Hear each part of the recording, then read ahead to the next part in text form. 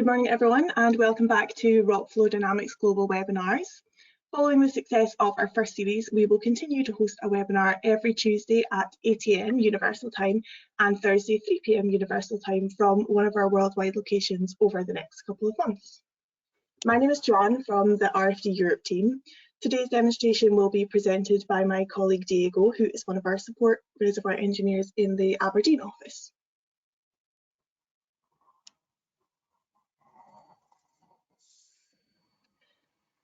Thank you to everyone who has, Thank you to everyone who has joined us today. Rock Flow Dynamics teams across the world are continuing to work from home, so we're still here to support all of our clients. If you require any assistance, please get in touch with us via the usual method. The best place to stay up to date with RFD activity is our LinkedIn page, so make sure you're following us on there to hear all about upcoming webinars and other tNavigator updates. Welcome. If you haven't joined one of our webinars before, this is how it will work. All of the attendees today will have their microphone automatically muted. So if you would like to ask a question, please use the window in the control panel and Diego will answer as many of those as we have time to at the end. If we don't have time to address your question live, we will follow up with you via email after. And the session is being recorded, so you will be able to see that later on our YouTube channel and also our LinkedIn page. And if you'd like any more information, you can email us on our email address here, which is asktnav@rfdyn.com. In today's webinar, we will be exploring the topic of EOR and polymers. Diego is going to explain how you can use tNavigator to implement polymer flooding for enhanced oil recovery, production forecasting, and results analysis. We have a variety of topics coming up over the next few weeks, including geomechanics this Thursday. And next Tuesday, you can hear an introduction to our brand new version of MyRFD, which is our cloud-based solution for tNavigator on AWS. In these webinars, we show you a wide range of demonstrations from each stage of the integrated workflow inside tNavigator. If there's a functionality that you maybe haven't used before and you'd like to hear more about it, don't hesitate to get in touch with the team for more details and some trial licenses. So now I'd like to hand over to Diego to begin the presentation. Thank you, Diego. Thank you, Joanne. Welcome everyone again, and thank you very much for joining us today. As Joanne mentioned, we will be talking today about EOR techniques and polymer flooding in tNavigator. We will show you how to implement polymer flooding, how to create different forecasts for showing the injection of polymers, and then how to analyze the results with all the tools available in tNavigator. An overview of the agenda today, I will be talking about some of the EOR techniques available. I will comment on the different options available to model enhanced oil recovery in tNavigator. Then I will comment on some of the main aspects of polymer flooding in the software. I will show you how to implement this. I will talk about all the different keywords that we need to use to implement polymer flooding in tNavigator, and then we will go into a demo, a live demo with the implementation of this functionality. Talking about EOR techniques in tNavigator, as I mentioned before, we will be focused today on polymer flooding, but we can combine polymers with alkalines and surfactant for the ESP solution. Within polymer flooding, we have a special technology, which is bright water nanopolymer technology.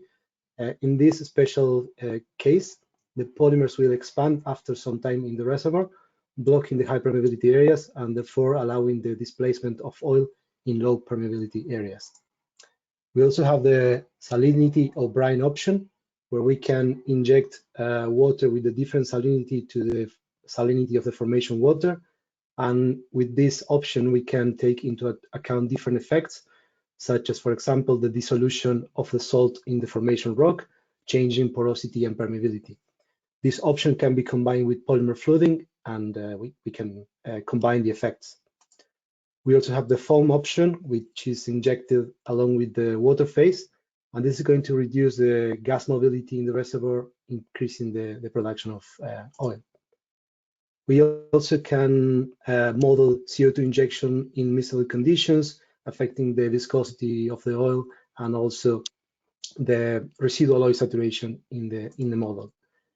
We can also model water alternating gas and simultaneous water and gas injection techniques, and thermal methods for heavy oil, including, for example, steam-assisted gravity drainage and combustion in situ.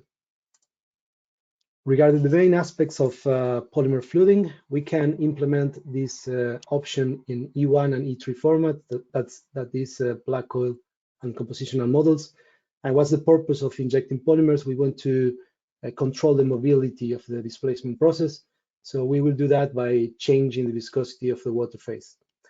How do we model the viscosity of the water? We use a unified viscosity model, so we can take into consideration elongation effects and shear rate effects in the same formula. So we are considering these two effects at the same time. Finally, the injection of polymers is also going to affect the phase permeability, because the polymer is going to be adsorbed into the formation rock, changing the relative permeability. How to implement polymer flooding in tNavigator? We have a set of keywords that needs to be added to the model. So a very brief overview of the keywords. We need to include the polymer keyword on the RANSPEC section to enable the use of polymers to activate this function in the model. Then if we have different polymers with different properties, we will use the PL-mixNum keyword on the grid section to create different regions in the model. And then, as you can see in the props section, we have a comprehensive list of keywords to describe the behavior of the polymer. We have different options to take into account different effects. For example, the keywords in blue, those keywords are able to cope with different salt concentrations, so we can combine, as I mentioned before, the polymer option with the brine option for EOR. And the last four keywords, the ones in green, those are brand new keywords that will allow you to use our new analytical model for describing the behavior of the polymer. Finally, we need to include the W polymer keyword on the schedule section to define the concentration of polymer that is going to be injected for each particular wells, and the specific time step where the polymer flooding is going to start. A very brief overview of the demo today, what we are going to do. We will start from a base model in the simulator. This is a black oil model with some injectors and producers, but this model is not ready to deal with polymers. So we need to update the model, and we will move to the pre-processing interface to the model designer to complete the model. We will load all the data required to run the polymers. We will set up the model, and then we will go back to the simulator to create different forecasts with and without polymer injection. And then we will use the different tools available to compare the models and to analyze the results. Okay, so time to go into the demo. Oops. Okay, so this is the main tNavigator interface. You probably are familiar with it. Those are all the different icons to access the different parts in the integrated workflow. Today we will use the simulator and the model designer options. I will start from the simulator and I will open our base model. So double click here, data file. And now we are loading the model. This is not running the model, it's just initializing and checking all the consistency of the keywords. You can see we have our model here. If we go to the definition section, we can see an overview of the model, a summary. So this is a black oil model, single porosity. We can see how many wells we have, and we can see that we don't have any polymers, alkaline, surfactant, or brine option in this model. So we need to update the model in order to run the polymer flooding. To do that, I will send this model to the model designer interface straight from here, from the simulation interface. I can do that clicking this icon here, opening model designer, or from the project menu and then opening model designer. So this is going to essentially create a model designer project, which is going to be populated with all the data coming from this simulation model. So all the elements in the simulation model, the grid, the wells, the fluid data is going to be added to this project, and then we can recombine all these elements for a new dynamic model. So if I go to the 3D tab here, you can see the wells. We have all the wells from the original model. And then on the left-hand side, we have this list of geometry objects. So if I scroll down, we can expand the grid, and then we can see one of our properties, for example, porosity. I will collapse the log section here at the bottom so we have more space for visualization. And you can see that we have a model which is quite similar, but not exactly the same model that we have seen in the simulator. And that is because we are not applying an ACNUM filter here. We are looking at the full static grid. But this is the model that we need to use. So the next group of data here is wells data. So you can see that we have tables with all the historical data for the wells. Those tables are going to be used in development strategies here, combining the tables using keywords, using rules and time steps. And that strategy is going to be converted into schedule, a typical schedule that is used in a dynamic model. The last group of data is the fluids property. So you can see here all the PVT data that is going to be used in the model. We also have relative permeability data, initial equilibration data, rock compressibility, and so on and so forth. In this section, we are going to add all the information required for the polymer fluiding. So I will go to the more properties button, and then we have a section for EOR. I can expand this, and you will see a lot of options to describe the functionality required for EOR. We can look for the options that we need, or we can actually type the name of the keyword. So I want to add a table for shear thinning data. So double click here, and then we can type the data here in the table, or we can import that data from an external file. I will do that. One click here, import properties. I will look for my file. It is right here. Double click, and we can populate the table. So we need to repeat this for 5 more keywords for this particular case. Rather than doing that, because it's a repetitive process, I will close this project, and I will open another project that has been previously populated with the data. It's essentially the same model designer project, but we have all the data for the polymers in there. So we can go again to the fluid property section, expand fluid properties, and then we can see all the data required for polymer fluiding, the different tables that we need for this particular case. The next step is to set up the case, to set up the dynamic model. So I will go to the case section, and here you can see that we have a pre-populated case based on the dynamic model that we opened initially in the simulator. We need to enable the use of polymers, so I will go to the ESP option here, and I will click Activate Polymer Fluid. And the final step is to combine these properties that we just imported with regions in the model, in the grid. So for example, this property is connected to the PVT regions, and we have just one. So double click here, and the property is now connected. I will repeat the same for polymer solution viscosity function, also connected to PVT regions. Adsorption functions are connected to the saturation regions, so we need to repeat this process twice because we have 2 regions. The mixing parameter is connected to the polymer mixing region. It's just one, so one click here, and the same for this parameter. The last one for specifying the properties between the polymer and the rock is connected to saturation region again. So we are finished. Perfect. So we can now initialize the model here as a consistency, as a quality check of the keywords.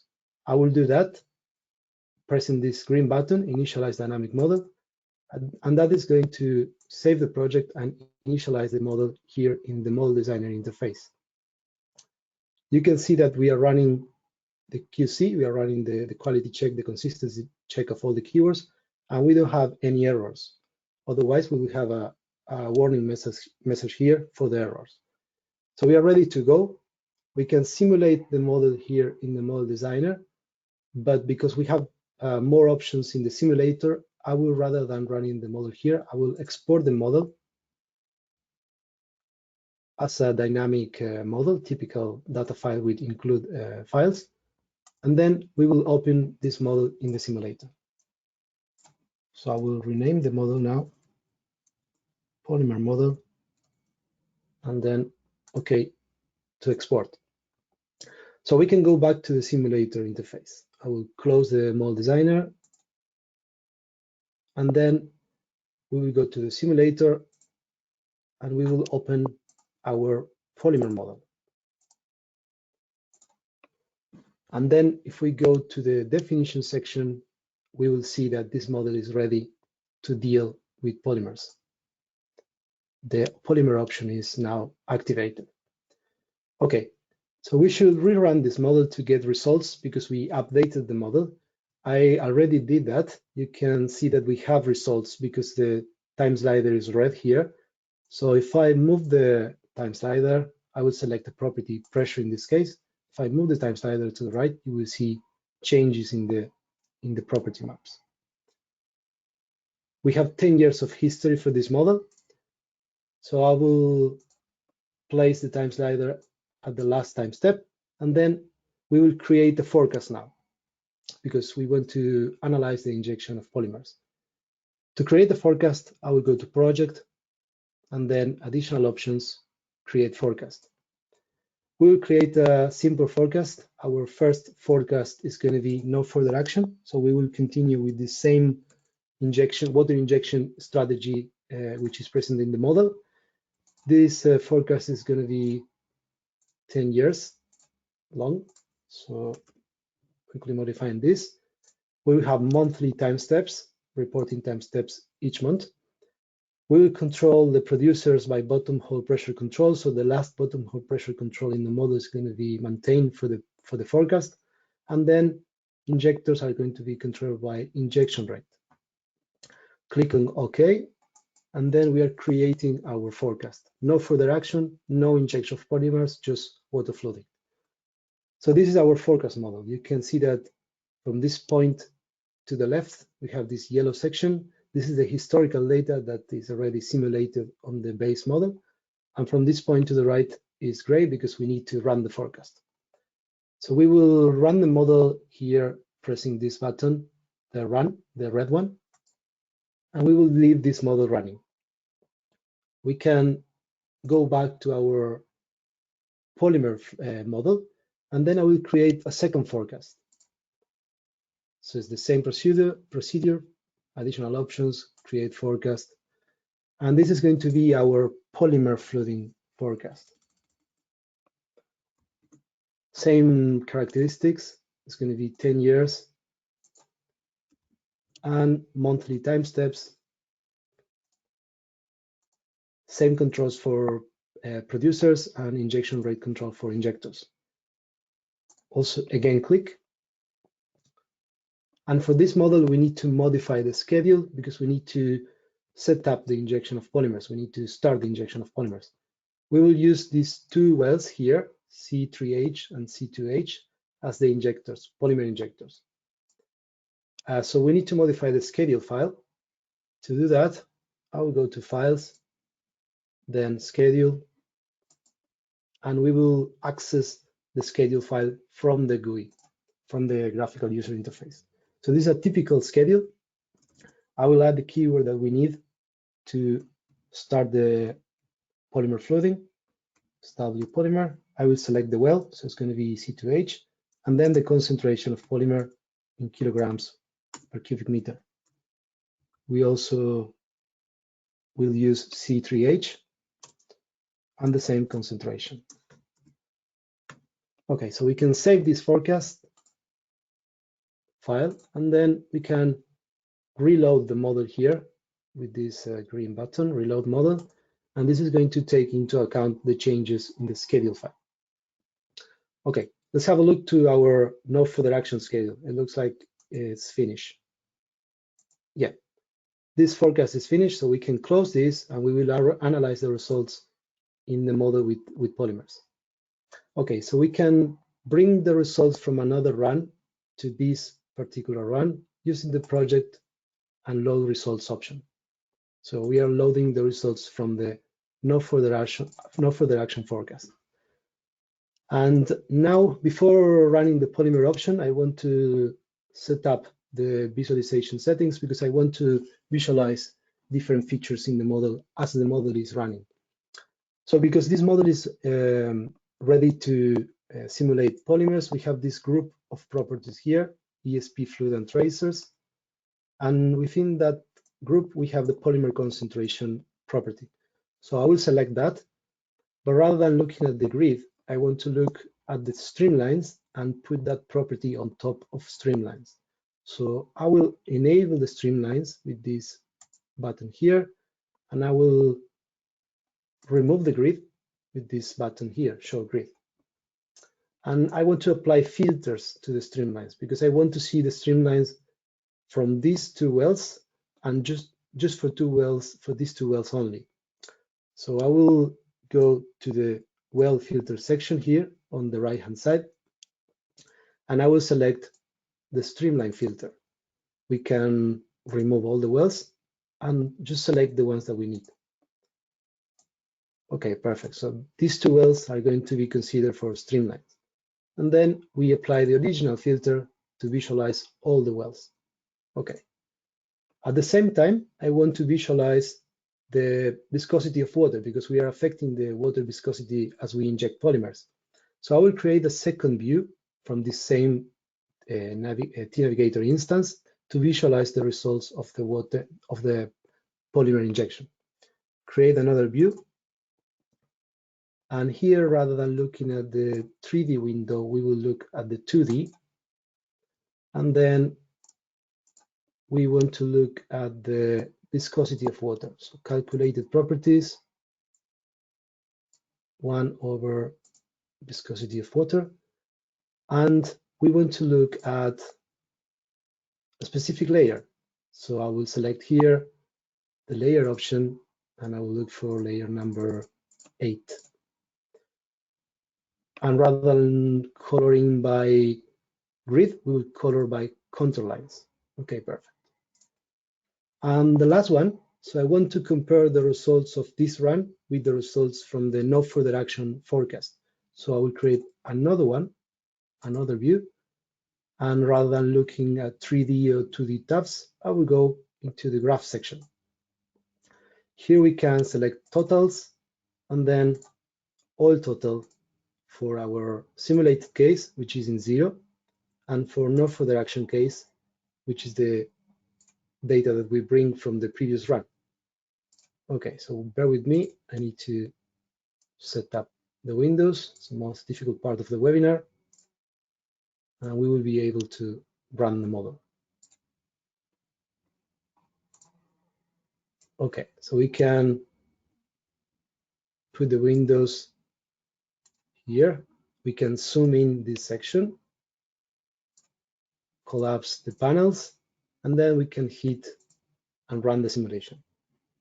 And we will see the changes in the model, showing in this case on the right-hand side, the streamlines from the two injectors towards the producers, and we can see on top of the streamlines the concentration of polymer. On the left-hand side, we are looking at the viscosity of water that actually is changing around the wells because we're injecting polymers. This is actually not water viscosity, it's 1 over viscosity of water. So the lower the value, the higher the viscosity. And at the top, we can see that we have an incremental oil production on the red line, the one that is being simulated now, compared to the base case with just water flooding.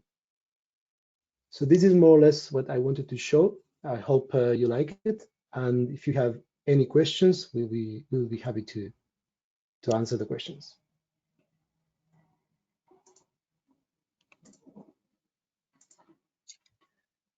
Thank you very much, Diego, for the presentation. As Diego just said, if you do have any questions, you can type those into the chat box and we will answer as many as we have time to. Just to remind you all, Diego, could you switch to the next slide, please? Yes. Thank you.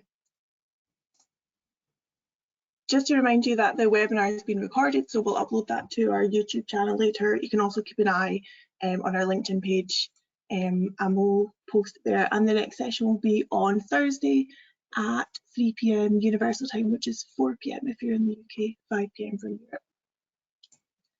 So let's see, Diego, do you have some questions that you want? Yes, we have a couple of questions.